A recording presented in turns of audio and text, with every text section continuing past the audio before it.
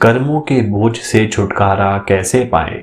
नियमित ध्यान अभ्यास के लाभ। जब हम नाम लेते हैं तो उस वक़्त हमारे सारे संचित कर्मों का नाश हो जाता है।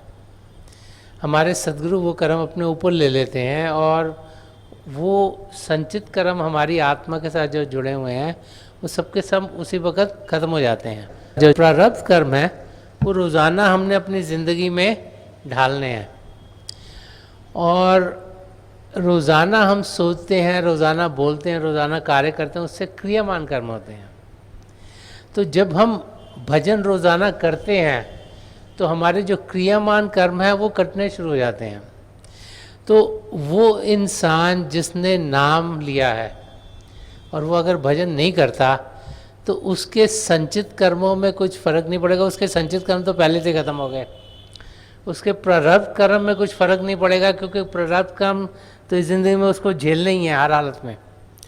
लेकिन जो उसके क्रियामान कर्म है जो रोज़ाना बनते चले जा रहे हैं, जब हम भजन अभ्यास नहीं करते तो वो और बढ़ते चले जाते और बढ़ते चले और बढ़ते चले जाते हैं। तो इसीलिए अगर इस ज़िंदगी में हम अभ्यास नहीं करेंगे तो वो कर्म हमारे साथ जुड़े रहेंगे।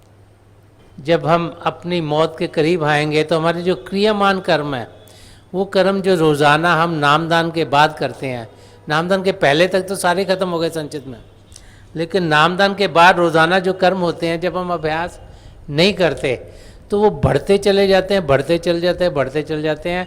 जब हम अपनी लाइफ के आखिरी क्षण तक पहुंचते हैं तो कर्म हमारे साथ जुड़े हुए होते हैं, क्योंकि प्रारब्ध तो निकल गए, संचित भी निकल गए, लेकिन ये क्रियामान कर्म रह गए। इसीलिए हमें दोबारा से फिर जन्म लेना पड़ता है।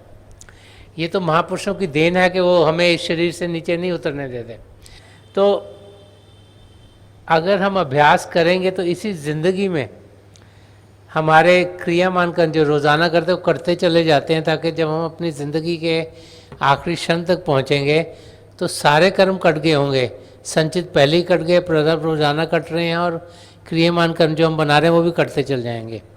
तो वो भाई बहन जो नहीं अभ्यास करते उनके क्रियामान कर्म बढ़ते चले जाते हैं। यही कर्म फिर संचित के अंदर कन्वर्ट हो जाते हैं। उनके लिए एक नया संचित कर्मों का एक संग्रह और शुरू हो जाता है।